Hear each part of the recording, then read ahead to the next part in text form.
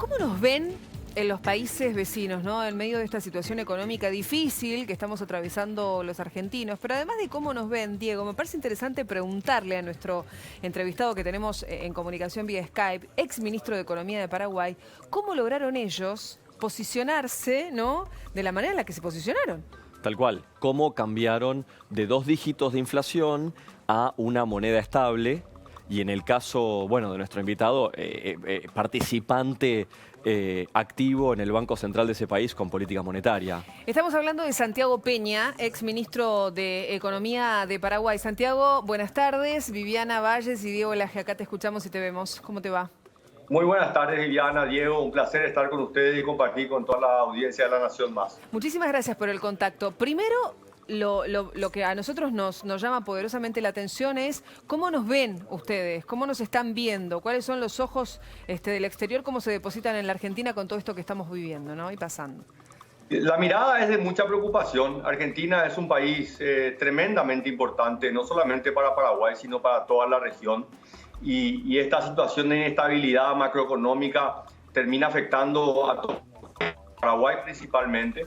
Pero también vemos con mucho optimismo el futuro que tiene la Argentina. Creo que todos nuestros países en América Latina tienen un tremendo potencial. El desafío es cómo podemos generar los consensos políticos, económicos, sociales, para poder llevar adelante una serie de reformas que requieren nuestros países que finalmente puedan permitir que las políticas públicas le beneficien principalmente a la gente más vulnerable, a los que menos tienen. Entonces creo que vivimos muy de cerca todo lo que pasa en la Argentina, estamos acompañando el proceso electoral, las reformas que se han venido llevando adelante y queremos ver que Argentina progrese, que vaya hacia adelante porque vamos a tener un Mercosur fortalecido y una América Latina mucho más fuerte. Santiago, acá una inquietud que creo que tienen todos los argentinos es, y creo que sos la persona más capacitada para responderlo por tu conocimiento técnico, tu participación en el FMI, tu participación en el Banco Central y luego en el Ministerio de Economía. ¿Cómo se vence la inflación? De hecho, ¿qué harías vos si estuvieras en este momento en un espacio de decisión para fortalecer la moneda argentina y derrotar la enorme inflación que tenemos en este momento?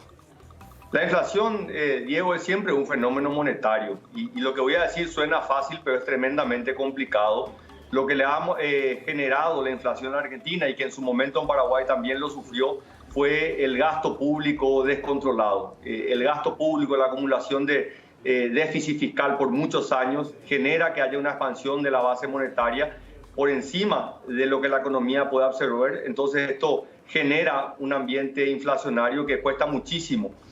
Sabemos que la inflación es el impuesto más injusto, le afecta a la gente que menos tiene. Entonces, la pregunta es cómo hacemos esto. Paraguay lo hizo también partiendo de una situación de inestabilidad y de crisis. La última gran crisis la vivimos allá en el año 2002. Paraguay también estuvo en default selectivo, como hoy está pasando la Argentina. Claro. A partir de ese momento, Paraguay realiza una serie de reformas en el campo fiscal, una reforma tributaria que, mira las cosas de la vida, Paraguay no aumentó impuestos, hizo lo contrario, redujo los impuestos y eso hizo que se formalizara la economía y hay un aumento muy importante de la recaudación tributaria. Paraguay a partir de ese momento fue generando superávit fiscales y eso obviamente ayudó que el Banco Central pueda implementar una política monetaria en base a las metas de inflación y hizo que la inflación cayera por debajo del 5%. Desde que Paraguay inició su esquema de metas de inflación en el año 2011, ha cumplido con ese objetivo y la inflación ha estado por debajo del 4% ya por varios años. O sea, Santiago, después de lo que vivieron ustedes en el 2002, cuando también tuvieron que reprogramar deuda y entraron en este default selectivo,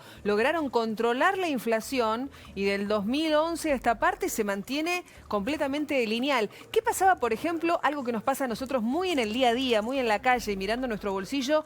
¿Qué les pasaba a ustedes con el precio de los alimentos?